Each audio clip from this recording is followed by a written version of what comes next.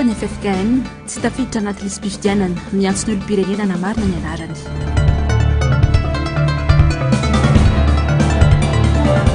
Antoko politika madio mitaky ny solombavambahoaka ampianto Andrajoelina.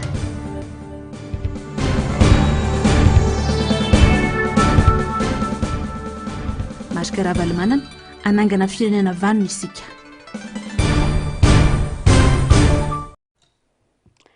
Tomboky lasy tomboky vavy falitafahoana amin'ny andray ny tenako anatin'ny fampahalalam-bavao ny MBS amin'ny ity alatsinainy fa 7 ny volana Jona ny taona 2024 ity mba nasanao ary anaraka ny fotoanany vaovao hatramin'ny farany. Iverenantsika kely aloha izany akom-baovao anisan'ny songadina ny farany herinandro iteo indrindra nandrindra ny Congrès Pastra no tanterahiny atokotiko Madagasikara tany Antsirabe ny sabotsy lasa teo dia ikika afaliana famborahana ny jaly andavanandro no ny tsenany mpivarotra sy ny mpiantsena ny Front National natokotiko Madagasikara tao Antsirabe ny sabotsy teo. Toy ny fanaony moa rehefa mitsidika faritra dia ny ansena tao amin'ny tsenany sabotsy Antsirabe ny tenany. Velim-panantenana ny vahoaka raha nahita azy. Tato vaovao ny Nzavandre Mahefo, Tahiriny Aina sy Mathieu Princy. Miverena dada fa mijaly izahay, sahirana izahay ary tsy zakana intsony izao fiakarany vitim-piainana izao. Toy izany ny antsoantso nataon'ireo mpivarotra sy vahoaka sendra ny Filomarika Ravalomanana teo an-tsena sabotsy androany. Tsihana izay namboariny ny Filomarika Ravalomanana tamin'ny fotoana nitondrany. Mbola mafiorina hatramin'izao ary voasokajy anisan'ny tsena lehibe indrindra eto Madagasikara.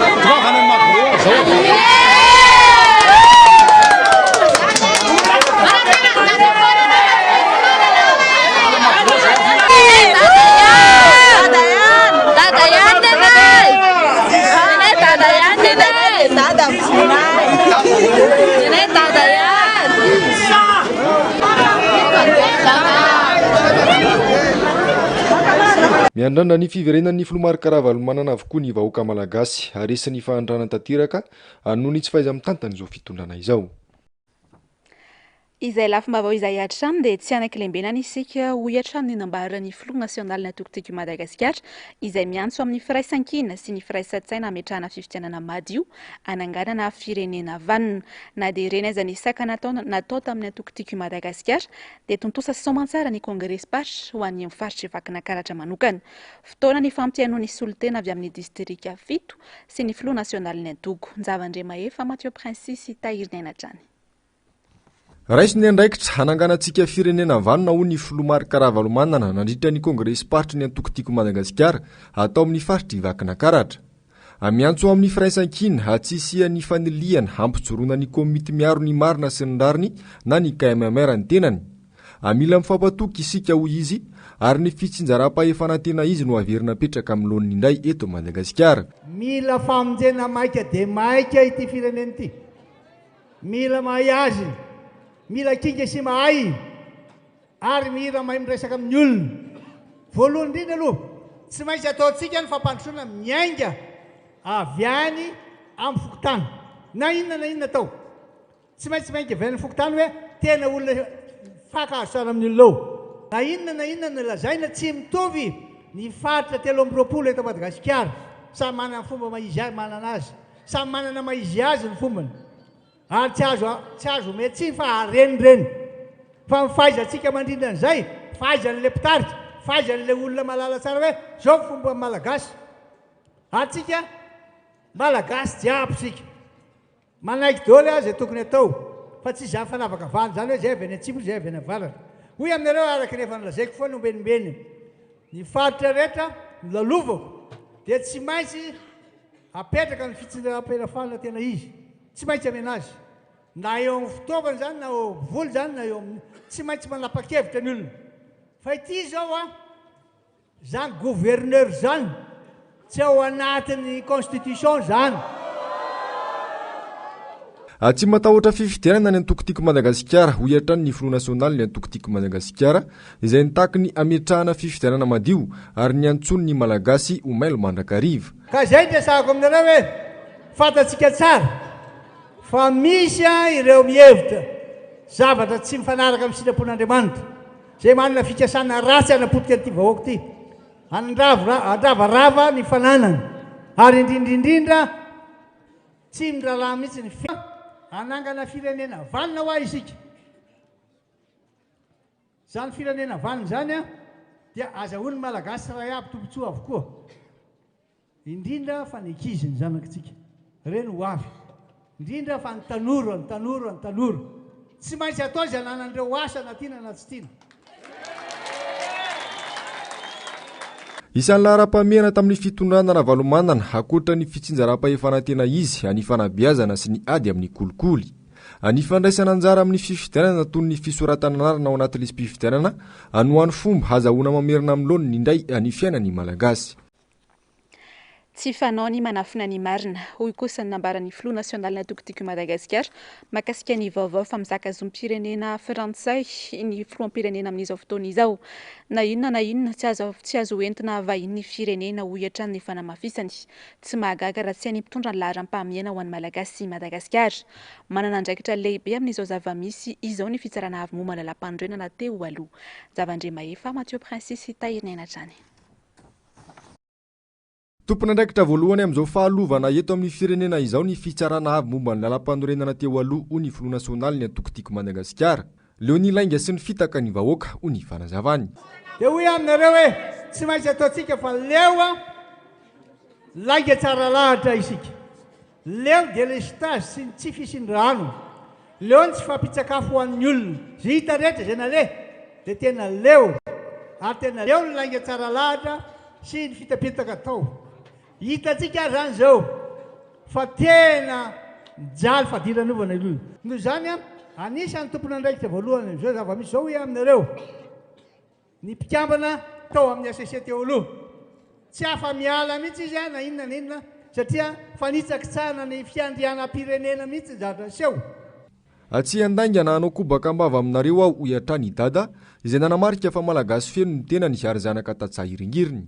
Mieritreritra mihitsy fa i dada tsy anafina marina aminareo, tsy andainy zany i dada tsy anao zay tsy ampandrosana ty firenena ty, tsy anao kobaka ambava ary dada dia zanaka malagasy ray sy reny.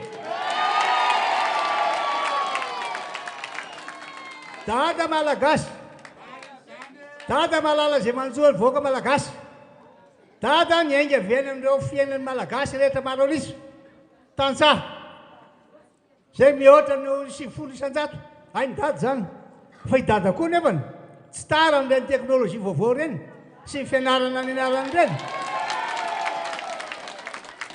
Eo amin'izay lafim-baovao mahakasika ny fizakana zom-pirenena Frantsay izay hatrany dia very ny zom-pirenena maha-malagasy any Andry Rajoelina rehefa navadibadiky ny mpahay lalàna eo anivon'ny antokotiko Madagasikara ny lalàna velona misy eto Madagasikara.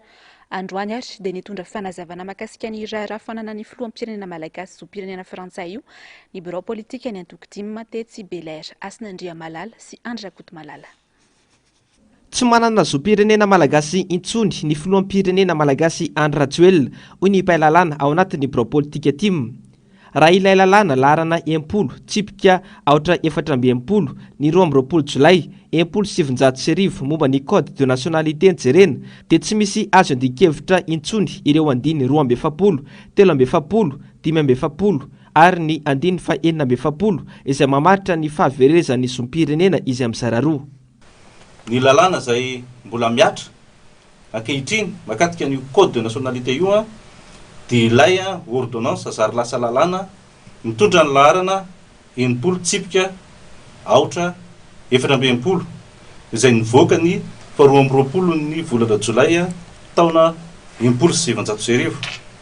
Nanisy ary taty aoriana ny ataontsika hoe fanovana ny andininy sasatsasany tamin'io lalàna io dia ilay andininy fa 270, fa 370, fa 470, fa 570, fa 670 mahakasika ny ataontsika hoe fahaverezana nationalité malagasy dia tsy mbola mihitsy nisy fanovana.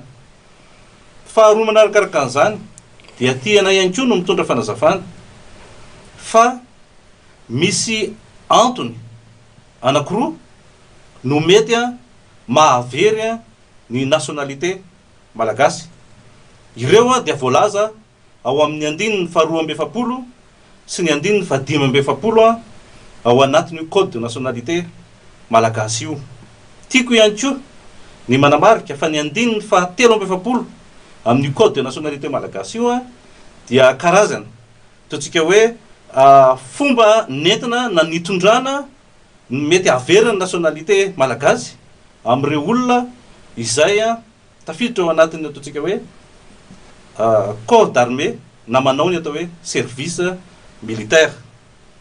Manaraka an'izay, raha ny andininy faharoa amby efapolo ny code de nationalité malagasy izay vakiko amin'ny teny frantsay izy dia aveo adiko amin'ny teny gasy dia toy izao ny voalazany: perd la nationalité malgache le malgache majeur qui acquiert volontairement une nationalité étrangère.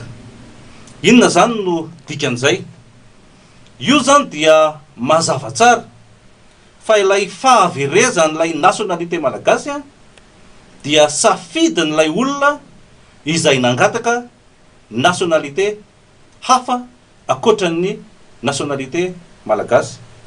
Fa misy condition izy io na fepetra voalazan'ny lalàna. Voalohany aloha dia miditsika ao anatin'ilay atao hoe naturalisation. Inona moa natao hoe naturalisation?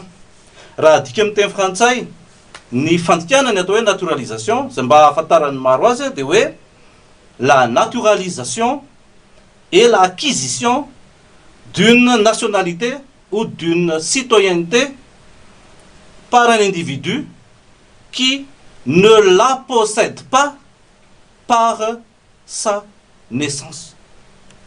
Zay zany tsara homarian'izay. Raha ny zava-misy manoloanan'io resaka be mandeha io zany dia hoe par naturalisation ary namoahana décret dia nivoaka tany anatin'ny journal officiel no nazahoana ilay nationalité frantsay. Raha jerena zany ny article 42 dia voalohany ny zavatra resahanao dia hoe nationalité malagasy aloha ilay olona mangataka nationalité vahiny. Ray zay. Faharoa dia olona ampitaona izy. Ny olona ampitaona dia tiako no manamarika fa efa tsy mineur intsony fa manana n'ilay ataontsika hoe capacité d'exercice. Zany hoe ny acte rehetra ataony zany dia par sa propre volonté fa tsy nisy nanery izy na nisy nitarika izy tao anatin'izay nitaritiny ray aman-dreniny na hoe ny olona izay manana fahefana amin'ilay zaza izay tsy ampitaona. Fa rehefa manana an'izay capacité d'exercice zay izy dia afaka mi-exercer na mampiatra ny zony. Dia mangataka izy an'ilay nationalité vahiny. Rehefa mahazo ny nationalité vahiny io izy dia very ilay nationalité malagasy izay nananany teo aloha. Tsy misy fanazavana be dia be zany. Tokony ho entina manoloana n'izay zavatra izay fa izay no voalazan'ny lalàna. Eto dia tiako no manamarika fa na mafy sy sarotra ary izay voalazan'ny lalàna izay, ny fampiarana izay dia izay voasoratra dia voasoratra araka ny fomba fiteny araka ny lalàna hoe duralex sed lex. Tsy tokony hisy ady-hevitra araka izany fa foana zom-pirenena mamalagasy any Andrajoelina. Mazava ange zany ny fanazavan'ny mpailalana teo dia le article 42 ny tsaro fantatsika. 42 amin'le ordonnance 60/64 tamin'ny 22 juillet 1960 mikasika ny code de nationalité. Tsotra be le izy. Foana zany ny nationalité malagasy raha ohatra izy ka nanao fangatahana an-tsitrapo an'le nationalité française. Zay ngamba dia fa ampy zay nazavantsika fa foana ny nationalité malagasy zany filo ankehitriny zany président Andry Rajoelina. Arak'izany dia tokony tsy hanan-kery intsony ireo fanapahan-kevitra sy asa nataony Andry Rajoelina amin'ny maha-filoham-pirenena malagasy azy. Tokony andray andraikitra avy hatrany ihany koa ireo androm-panjakana rehetra misy eto Madagasikara malaona izao fitaka be vava nataony Andry Rajoelina izao. Anisany tokony ijoro ho amin'ny fahamarinana andray andraikitra amin'izany ny fitsarana avo momba lalam-panorenana sy ireo rafitra mpanao lalàna eto Madagasikara satria mazava ny voalaza lalam-panorenana fa tsy maintsy mizaka zom-pirenena malagasy izay kandida ho filoham-pirenena kanefa i Andry Rajoelina tamin'ny taona 2014 teo amin'ny 50 taonany no nangatahany sy nazahoany ny zom-pirenena frantsay. Izay lafim-baovao izay hatrany dia nanatitra taratasy fangatahana fampitsarana ny filoham-pirenena amin'ny asany sy ihany koa androany tena nivon'ny antenimieram-pirenena ny avy amin'ny antoko politika madio na ny APM mila irosoany sy olom-bavam-bahoaka hoy izy ireo izany miariary mantsy fa famadiana tanindrazana no mitranga eto Madagasikara amin'izao. Jarmano Menjanary sy mbola avatsara no mitatitra antsika ny andindiny izay. Tsy azo ekena mihitsy izany hoe olona hafa firenena no mitondra any Madagasikara sy ny vahoaka malagasy.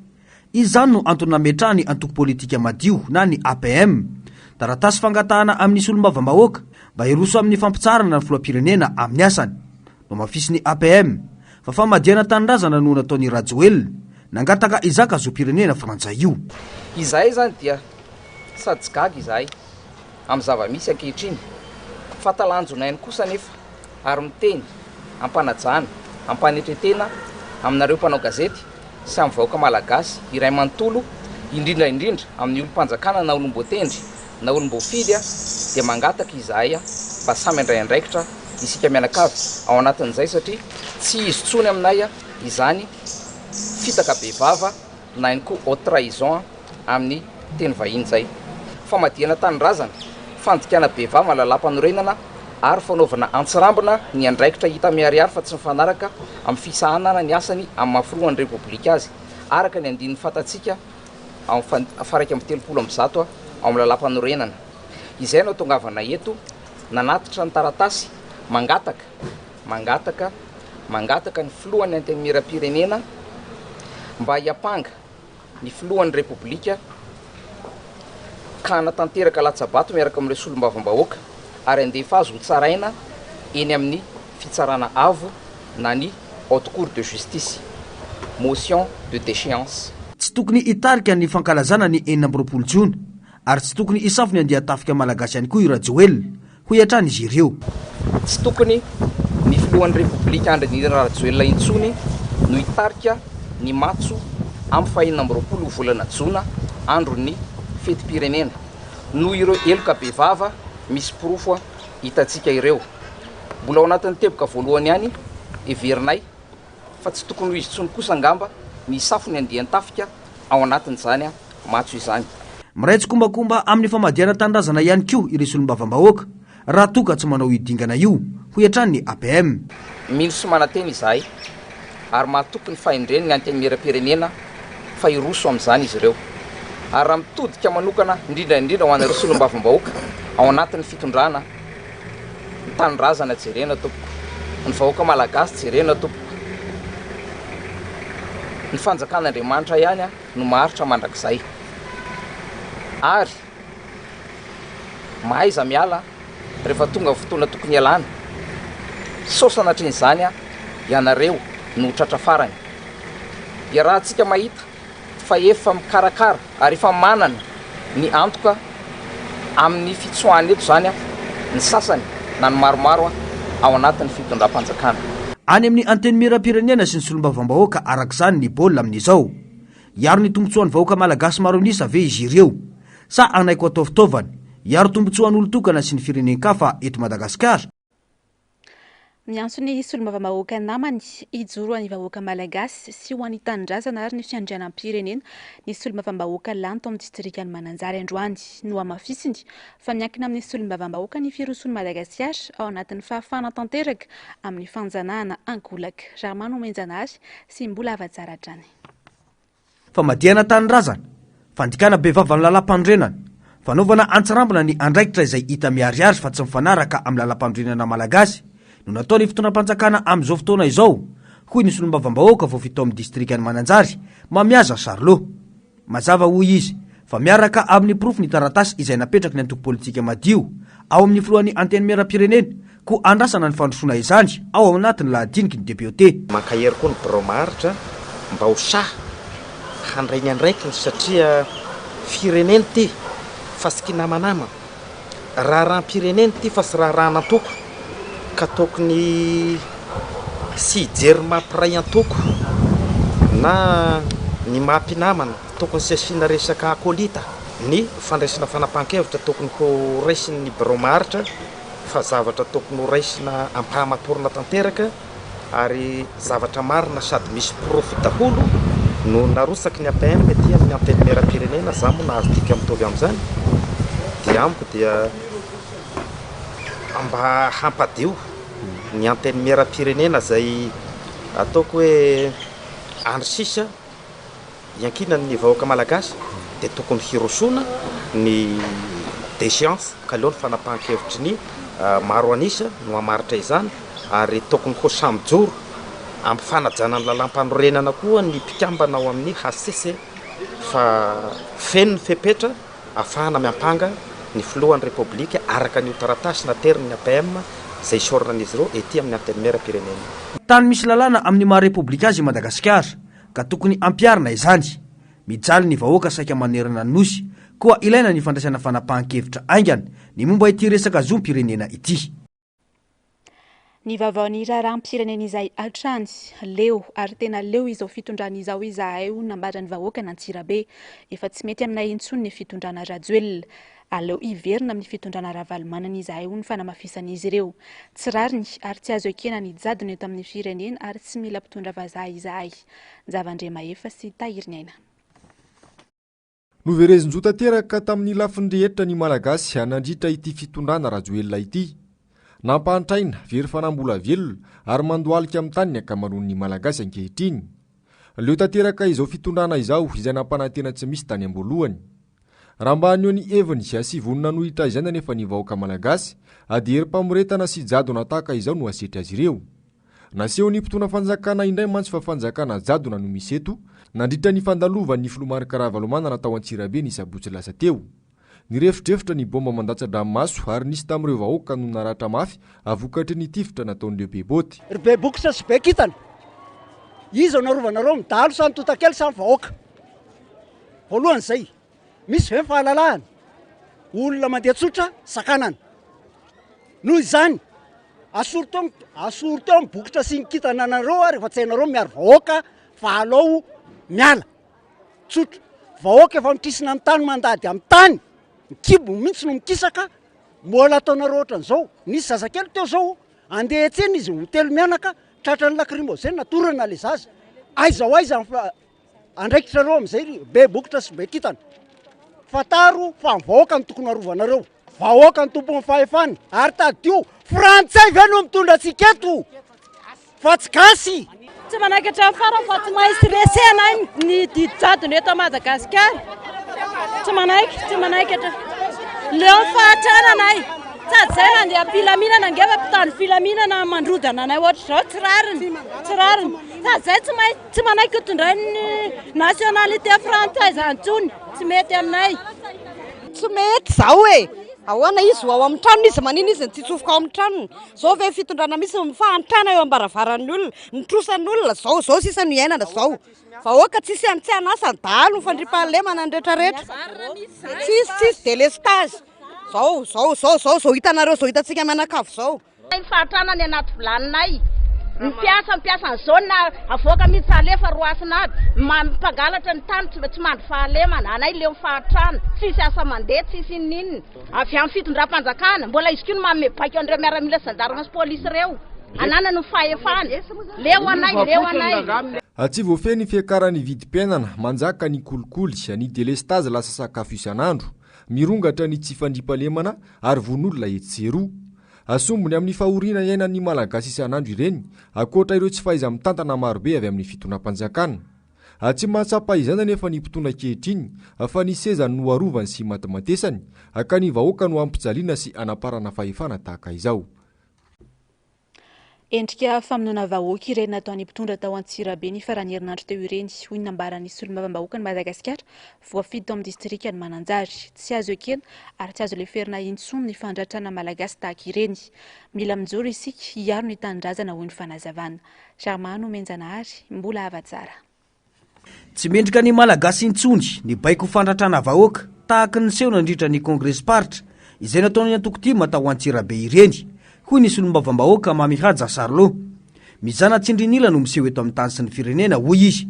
Ny mpitondra afaka mamory olon-kalalahana kanefa anapohana bomba mandatsa-dranomaso sy ravaina amin'ny herim-pamoretana rehefa ireo tsy mitovy hevitra amin'ny fanjakana no mba manao hetsika. Amin'izao ataoko hoe efa roa volana mahery kely melohan'ny fametram-pialan'ny filohan'ny repoblika zao ane magnambara zany fa efa tafiditra ao anatina ambiance pré-campagne ny mpanao politika rehetra. Misy mizana sindrianila be loatra eto amin'ny firenena. Jereo moa fa andro nitovy ny filoha teo aloha Marc Ravalomanana voagerany bomba lacrymogène miaraka amin'ny vahoaka na nisy olona naratra tao Antsirabe. Congrès Party nefa magnano Congrès Party andro anankiray mitovy amin'io ihany koa ny TGV tao Manakara zay ataoko hoe ny force de l'ordre ireny lasa ny cadre ihany zareo nagnampy an zareo. Hita zany fa raha vao ny tokony fitondrana zavatra mitovy zao ny atao dia omena malalaka fa ny sy mitovy hevitra amin'izareo na mipifaninana zay hita rehetra fa matanjaka dia agnamparana hery. Ka amiko efa filana sotasota sy finiavana hagnakorontagna ny firenena no kaseny fitondram-panjakana atao. Ka amiko dia mahita hoe sirariny ny mizana sindrianila atao amin'ny sy mitovy hevitra amin'ny fitondrana eto Madagasikara. Tery ny fanehoan-kevitra eto zany raha ohatra ka reny ny setriny hoe raha isika ny tao Antsirabe nisy olona naratra mafy no finiavana fanatrehana fanehoan-kevitra mpanao politika zay mba nisafidiny reny olona reny. Mahakasika ilay raharanitranga tao Morondava kosa dia nambarany fa tsy nisy fikasihan-tanana tany ary miantso ireo izay nilaza izany amoaka profo ny tenany. Ny mikasi-tanana zany amiko dia mamely totondry na mamely tefasofina fa tsy nisy an'izany tao raha misy manana sary an'izany afaka mamoaka. Fa toy ny zava-nisy tegna nalakely tamin'ny avril 2018 ihany no nisy tao Morondava. Endrika maneo fa didi-jadona no iainan'ny malagasy ankehitriny niseho tao Antsirabe ireny. Mila mijoro ny malagasy tompo-tanindrazana hoy izy tsy anaiky oforetina amin'ny taniny tahaka ireny. Ny vaovao mahakasika ny politika sy ny raharaham-pirenena izay hatrany mbola tany demokratika avy Madagasikara, io ny fanontaniana napetraka ny solombavam-bahoaka ny Madagasikara Jean-Jacques Rabenirin raha naneho ny heviny mahakasika ny sakatsakana miatra amin'ny antoko politika. Mahagaga hoy ity solombavam-bahoaka ity ny fomba fampiarana ny lalàna eto amintsika izay ampiaro ny mpitondra amin'ny tsy mitovy hevitra aminy. Asinandria Malala, Andra Koto Malala. Fanontaniana napetraka ny solombavam-bahoaka Jean-Jacques Rabenirin manoloana ny sakatsakana ataony mpitondra fanjakana amin'ireo vondrona na antoko politika tsy mitovy hevitra amin'ny mpitondra fanjakana. Rehefa ny mpitondra hoy izy no manao hetsika dia tsisy manakana, izany hoe manao mizana tsindrinila ny fampiaran-dalàna eto amintsika. Mbola mipetraka ve ny tan-dalàna sy ny mahatany demokratika ny Madagasikara. Tan-dalàna iaho satria nahoana satria raha tan-dalàna no resahana dia mampametra-panontaniana ihany ireo fisakanana na fanakanana na fanakatsakanana ataon'ireo mpitandro ny filaminana ve tena mbola ao anatiny zay ara-dalàna izay na mahatany tan-dalàna ny Madagasikara izay. Satria raha raisitsika ohatra na mbola adihevitra hafa koa ny hoe manaraka ny lalàna velona ve lay noty navoaka ny ministra ny intérieur sy ka ampiaran'ireo mpitandro filaminana sy ny préfet sy ny chef de district amin'le hoe tsy maintsy atao ao anaty trano mifefy ao anaty efitrano ny fanehoan-kevitra rehetra, fanehoan-kevitra politika. Ny zavatra mahagaga dia izao. Vao maly no maly tokoa isika mahita amin'ny tambazotra, mahita amin'ny télévision fa nisy famorim-bahoaka nataon'ny TGV hoe ainga vao ifotony zay hetsika politika ranoray natao tany Manakara tsy nisy fanakatsakana na dia iray. Ka lay hoe satria rehefa miteny ireo mpitandro filaminana sy ireo tompona ndraikitra solon-tenam-panjakana ny préfet sy ny chef de district zany dia milaza hoe baiko ny anay a ka ekena fa baiko manaraka baiko ry zareo fa zay baiko zay tompoko dia tsy maintsy ao anatiny zay voafaritry ny lalàna ny tokony ho tanterahina fa tsy hoe arakaraka zay sitraponay mpanao politika na ny eo amin'ny fitondrana io na ny tsy eo amin'ny fitondrana. Fa nitsakitsahana ny lalàna velona misy eto Madagasikara sy ny lalàna iraisam-pirenena ny fanerena ny olona tsy aneho ny heviny tahaka ny ataony mpitondra fanjakana saingy meny mangina ireo mpahay lalàna sy ny rafim-pitsarana misy eto Madagasikara rehefa ny mpanohitra ny voatohitohina sy hiara ny tsindra azo lena. Ny ompana besaka tamin'ny zavan-tranga tao Antsirabe ny Sabotsy lasa teo ihany koa ny votoatin-dresaka tao anatin'ny fandaharana amin'ny ara-manonja androany. Fietsika feno abibina no nataon'ny fanjakana sy ny mpitandro ny filaminana ho ny fanazavana. Mamentina amintsika ny fandaharana ary ny zavandrema efa sy tahiriny aina. Afietsika mamoetra ary tsy azo ekena ireny herim-pamoretana sy fandratrana olona nataon'ny mpitandro filaminana tany Antsirabe ireny ho ny solomam-bahoaka fetra lamzafy milolona androany. Solotena mpanjakana mpitondra fanjakana petsara velatsy solotena mpanjakana mpamitaka tsy mitazona ny teny nomeny no hita tany Antsirabe tany raha apatsiaha kely izahay ny amin'ny hoe magro avaratsena izay amafisiko ny teny namana faniry teo hoe fanana ny filohan'ny atokotiko Madagasikara fanana ny filoham-pirenena teo aloha fa tsy mbola navela ny atokotiko Madagasikara na hikarakara kongresy paritra na hikarakara fivoriana hitondrana fanetanana amin'ny hoe manana adidy ny atoko politika anome aina ny fiainam-pirenena na ara-politika na amin'ny lafiny maro naniry izay fa fanitelony izay no nisakanana tamin'izany hatramin'ny ny asabotsy iny inona no antony justifie ve vo marina ve reny fihetsiky ny mpitandro filaminana sy mpitondra fanjakana tany toerandreny raha nanao an'ireny atao hoe etsika feno abibina niteraka fandratrana hoanna vahoaka tsy manatsiny hoana olona tsy manatsiny. Efa mihoatra ny fefy ny fihetsiky ny mpitondra ankehitriny anidahalo sy ny trangana tsy fandripalemana menjady amin'ny vahoaka malagasy anefa atao tsy ahitan'ny fanjakana vahaolana.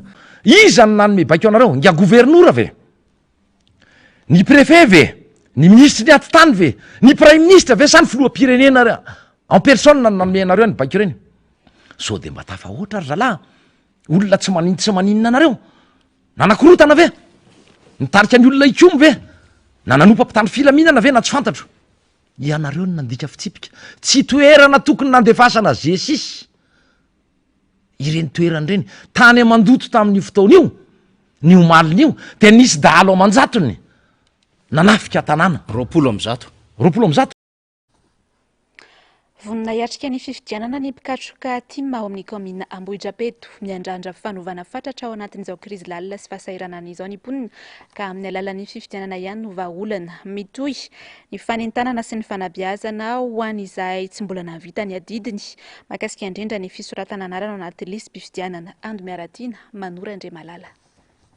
Ao anatin'ny herin'ny tanteraka ny antokotiko Madagasikara ao anatin'ny komina Ambohidrapeto tsy mikely soroka amin'ny fameloma maso ny antoko sy ny fanamafisan'orina ny firaisankina ny mpikatroka adidiko avana triana izy ireo amin'izao fotoana izao ny fanentanana sy fanabeazana ara-politika ara-pifidianana ny olo-pirenena andray anjara feno amin'ny raharam-pirenena dia ny fifidianana izany manentana ny olo-pirenena tsiraray avy indrindra ny tompona andraikitra mba anerin'ny fanjakana anatanteraka ny fifidianana madio sy mangarahara dia ireo hetsika lehibe izay efa nataon'ny Brown Tiko Madagasikara moa zany izay tsy mikely soroka mihitsy ary miatraika avy atraty amin'ny Ratso Mangaika tonga n'Ambohidrapeto dia ny fanentanana ny olona hatrany mba hisoratra anarana ary anara-maso tokoa ny ny rehetra tsy zaka intsony ny fampahoriana sy fampijaliana ataon'ny malagasy amin'izao fotoana izao tsy afaka hanao na inona nefa raha tsy mandeha misoratra anarana ary manamarina izany any amin'ny fokotany mba tsy havery zo mendrandra fianovantsika fara zao no mitoy dia mety tsy haiko tsony na ny gasy ara mety ifampiana na velona satria na ny ina moa zany resaka sécuritaire amin'izao tena mamay be mihitsy eny an-dalana andro atoandro ara ronjato dimanjato dia efa isotoman'ny olona any an-dahan'ny olona zany satria aloha mihina kely tsy izay mandro fotsy ozy ny ohatra nefa ny lasa ohatrany hoe mampalahelo le izy satria tena mijaly le vahoaka mijaly le vahoaka dia mba mendrandra fandrosoany mendrandra fiainana tsaratsara kokoa noho izay fa voasoratra dia efa namarina tany dia efa ao daholo izay eny mianaka izay mifidy dia efa ao daholo izay rehetrarehetra ny andrasana amin'ity fifidianana ity dia mba fifidianana ara-dalàna tsisy korotana fifidianana marina mba eken'ny rehetrarehetra. Totosa omaly ny fameloma maso ny antoko-tsimma teny fotony tao amin'ny komina Ambohidrapeto. Fotoana ny aonany rehetra nafana ny fampiresaka sy ny fampiaino ho fanatsarana sy fampivoarana trano ny raharany antoko. Tsy no adinoana ihany koa teto ny fanentanana ny olom-pirenena. Ny vaovao mifandraiky amin'ny fampianarana dia raikitra ny fitokonana faobeny mpiasa eo anivon'ny ministeran'ny fampianarana ambony sy ny fikarohana siantifika androany teny fiadanana. Ny trantsehatra ny mpitandro ny filaminana ary nisy ny voasambotra na dia tao anatin'ny faritry ny ministera ihany aza nanaovan'izy ireo ny fitakiana. Nanambara kosa ny ministra Tessenkilany fa tsy azo valeny asa. Asinandria Malala, Andra Koto Malala. Niditra tao anatin'ny faritry ny ministera ny fampianarana ambony sy ny fikarohana siantifika ny mpitandro filaminana androany maraina rehefa nanomboka ny fitokonana faobeny nataon'ireo mpiasa. Nolazaina fa manelingelina ireo mpanao lazadina baccalauréat, ireo mpanao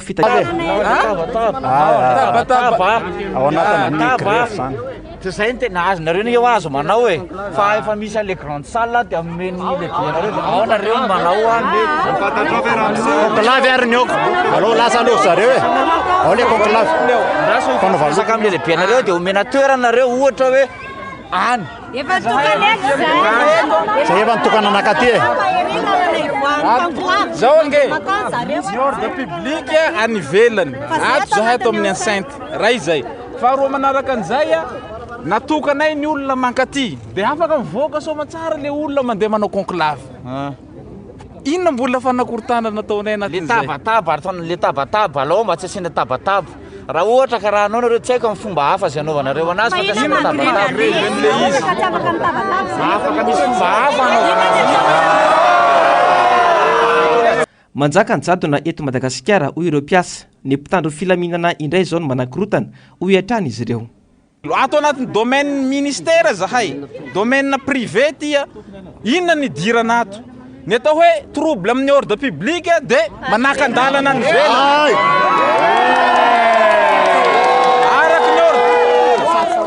araky ny ordonnance 60/104 mahay lalàna atsika manao nyty zavatra ty milaza ry zareo fa ny mpanao baka hanao quarantaine voelingelina hono io zao ny lalana mangadangadana bea omenan'le olona reo ny hafatra omena eo atsika vaoka malagasy manjaka ny jadona eto atao anaovana hetraketraka ny mpiasan'ny enseignement supérieur eto raha mitaky ny zoany ary ny olona ny eritreretina hitandro ny filaminana indray no mitondra ny korontana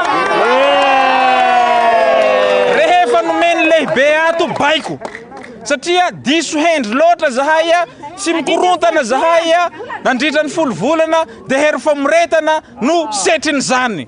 Androany tamin'ny telora sy sasany kosa no voasambotra ny roa amin'ireo londoha ampisorona mitarika ireto sendika ireto afantatra raha ny fanazavana fa fiaino herisetra ny samborana azy ireo hoy ireo mpiasa. Vice président sy ny tompona andraikitra solotenanay avy ao amin'ny parka no voasambotra fa raha ny tiny dia no samborina daholo ny membre de bureau ny syndicat rehetrarehetra. Ny syndicat efa irava izany efa hoe fanao fotoana ny ampitso no samborina zareo ary novonono daroka reny ray mpiasa ministera no matitsaka maty daroka teo. Ny tena mampalahelo amin'izay dia voaitsakitsaka ny liberté d'expression, voaitsakitsaka ny liberté syndicale. Angamba ny tsy haiko hoe fanjakam-barovy ny eto amin'ity tany sy firenena eto Madagasikara ty sa ahoana nangataka ny itondra fanazavana tamin'ireo mpanao gazety nanao angom-baovao teny antoerana ihany koa taorin'izay raha matoa minisitra ny fampianarana ambony sy ny fikarohana siantifika tsy azon'ny ministera hoy izy ny mampiditra mpiasam-panjakana araka ny fitakian'ireo mpiasa fa mbola miankina amin'ny ministera ny asa sy ny ministera ny vola sy ny toekarena ary ny fanjakana fohy be mihitsy izany. Raha momba ny indemnité de technicité takian'ireo mpiasa dia nanambara ihany koa raha matoa minisitra fa tsy ao anatin'ireo voasokajy tokony hisitraka izany ireo mpiasa ministera ireto. Tsy voasoratra ao anatin'izay statuen'izay ny fisitrahany an'izany indemnité de technicité izany ary tsy voafaritra ho anisan'ireo sokajin'olona misitraka izany arak'ilay décret na ny didim-panjakana ahafana manome an'io indemnité de technicité io izy ireo. Arak'izany dia mbola mianjandroa tanteraka nytady eo amin'ny ministera ny fampianarana ambony sy ny fikarohana siantifika ary ireo mpiasa manao fitakiana ireto. Ireto farany izay nanambara fa tsy hijanona hatramin'ny farany raha tsy voavaly ny fangatahany izy ireo ka andrasana ny toy ny raharaha. Eo amin'izay vaovaon'ny fampianaran'izay hatrany tsy dia ho tanterahina rahampitso talata 20 jona ny fanadinam-panjakana CEPE de Madagasikara.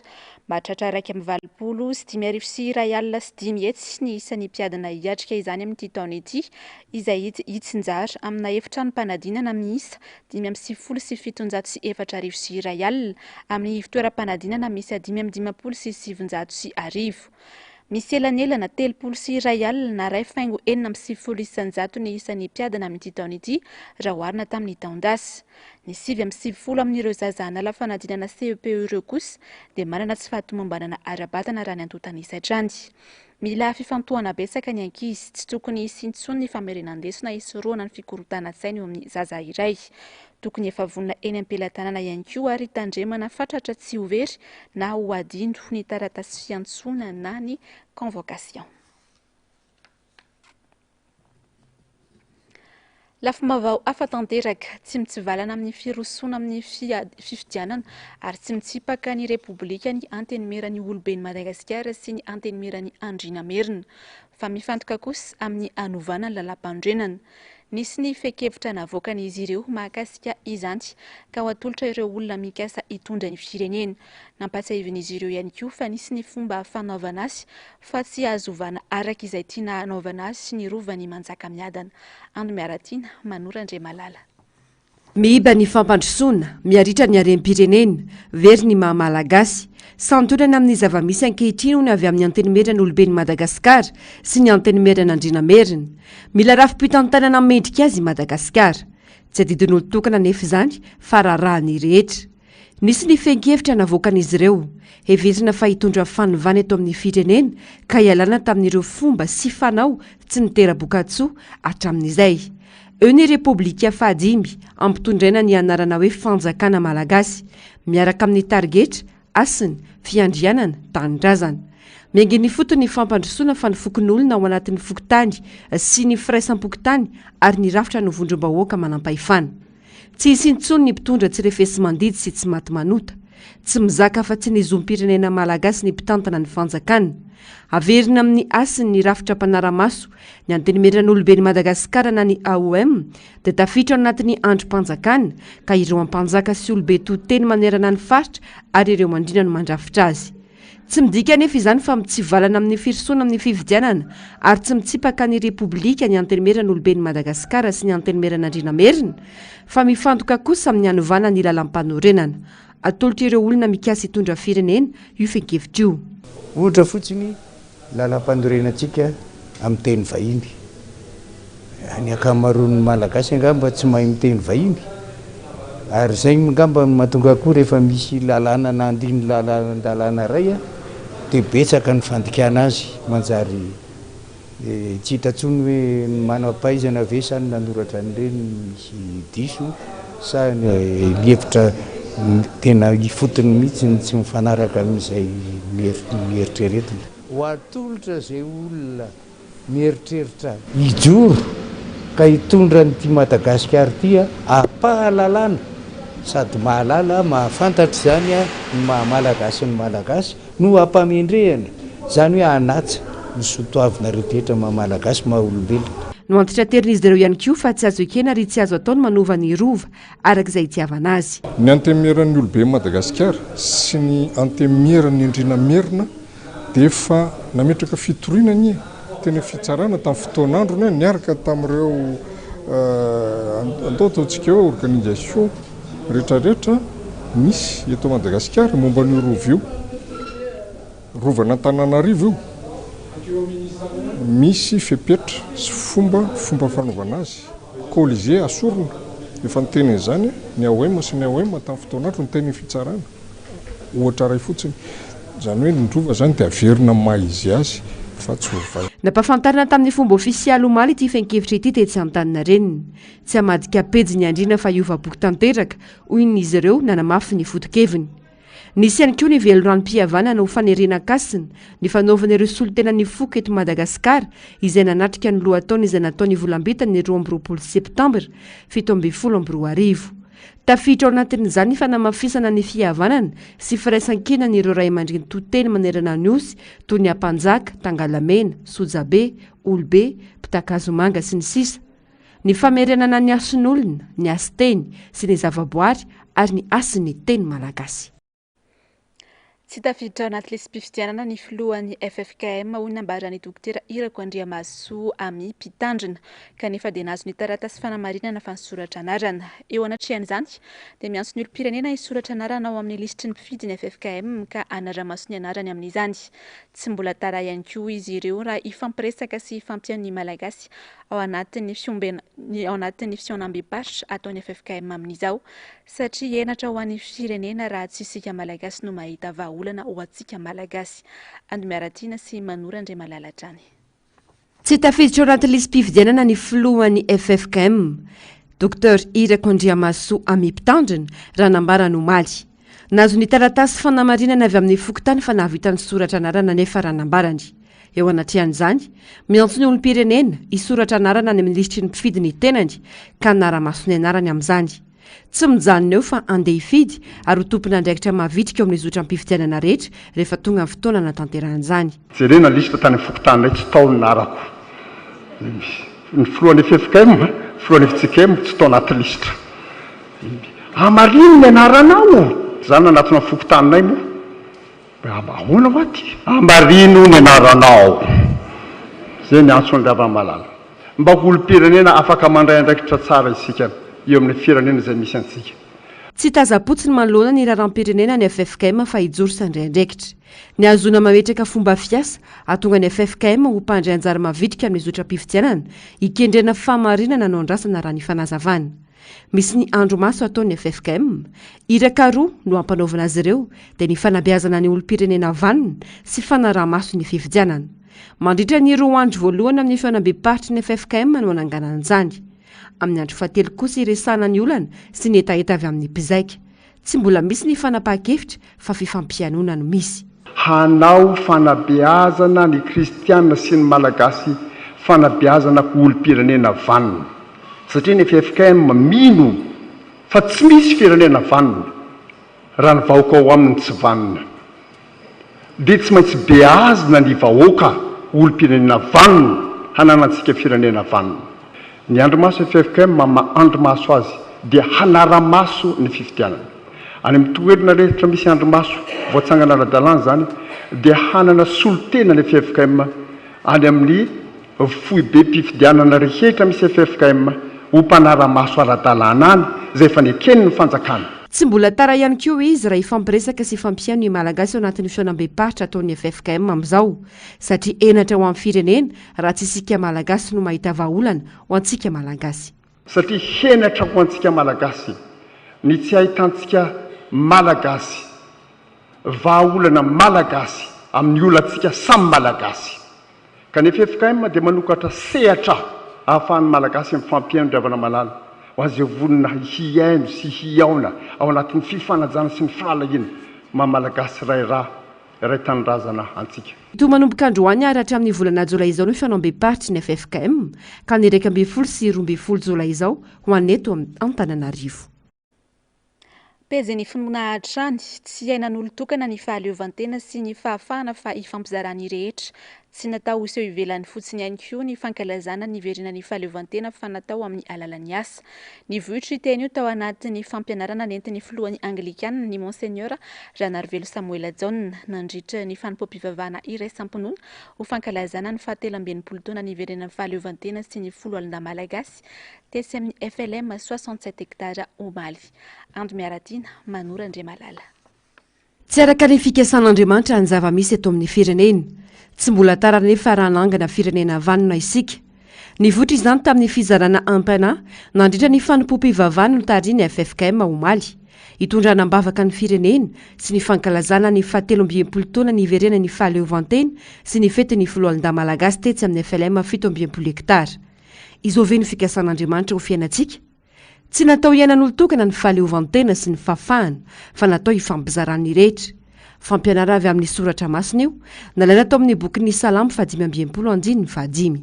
Izao marina ve tena fikasan'Andriamanitra ho an'ny fiainan'ny firenena, ho an'ny fiainan'ny vahoaka malagasy, ho an'ny fiainan'ny fiarahamonina rehetra misy eto amin'ny tany razantsika.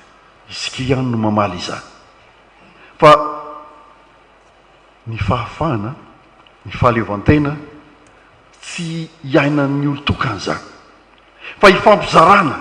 Ka ho ilay fiteny malaza manao hoe raha mbola misy ny ralahako mbola ao anatin'ny fahagejana, raha mbola misy ny mpiarabelo laniko mbola ao anatin'ny fahaverezan-kevitra tanteraka satria tsy mahita zay lalak'isorany akory, dia sarotra ny teny hoe olona afaka aho, satria mifaningotra ny aitsika, mifamatotra ny fiainantsika menakavy eto amin'ity tany razantsika ity. Fotoana izao hitodiana sy verenana amin'Andriamanitra araka ny sitrapony, mitaky adidy sy andraikitra avy amin'ny rehetra izany, arak'izay sehatra efa natokana ho an'ny sambatan'olona. Tsy ny fitazamam-potsy sy ny vahaolana, fa ny fandraisana izay andraikitra tandrify arak'izay bitsika Andriamanitra manery ny fotsika ninona seha-piaina misy ianao. Io dia antso io. Anao politika, antso izany. Tsy izany ianao amin'ny politika. Ny hiazakazaka eo amin'izay fiarovana amin'ny fiainam-pirenena sy ny fampandriana ny tany izay, antso izany. Tsy ny rehetra no miaramila folo alina na zandary na polisy. Ny sehatra rehetra entsoin'Andriamanitra atsika sy anirahany atsika dia sehatra amalina ny ason'Andriamanitra ary anorenana izay manda iombonana izay. Tsy natao seho ivelan'ny fotsiny fankalazana, fa tena iseho amin'ny alalan'ny asa.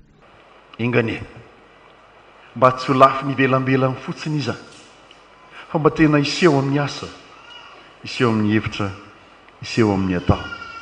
Ka ho valagasy tafaray, ary indrindra iroso amin'izany firenena vanona izany tokoa isika, izay mba hetaheta tiana ho apetraka eto amin'ity tany razantsika ity. Izany no antsoantso ny fiangonana. Mino izahay fa tsy manako any hevitra izany. Niteraka ny fotoam-pivavahana tamin'ity fotoana ity ny filohan'ny FLM ny Révérend Rakotsavy Denis, namaky ny tenin'Andriamanitra ny monseigneur Razanakolona Odon, nitondra ny fampianarana ny filohan'ny EM ny monseigneur Ranarvelo Samuel John, ary ny docteur Irako Andriamasoa Mipitandrina kosa no nitondra ny afatra sy nanao ny ranom-bavaka. Ny vavahany maresaka iraisam-pirenena miantso ny tokony sy ny fanadihadiana lalina mahakasika ilay faharendrehana samy mpifindra-monina ka nahafatesana olona maro tao Grèce ny fitsarana tampony any an-toerana vahoaka anjatony ihany koa no nidina andalam-be na ny eo ny atezerany. Nzava-Andriamaeva sy Manora Andriamalala. Manao toa ivakana ny fanakiana nataon'ireo firaisamonim-pirenena hafikambanana samihafa sy ny avy amin'ny fanoherana ao Grèce atao arian'ny faharendrehan'ilay sambo findra-monina nahafatesan'olona marobe atany an-toerana ny herinandro lasa teo. Vahoaka anjatony ihany koa no mbola amin'ny rohatra nidina andalam-be Omaly izay miapanga ny tompona andraikitra ao Grèce ho tsy mahafehy ny fiarovana ny sisy tanin'izy ireo aka tsy nahavita ny aro fa niain'ireo olona mpifindra-monina ntsokosoko ireo. Ankilany miantsony amin'ny tokony isian'ny fanadihadiana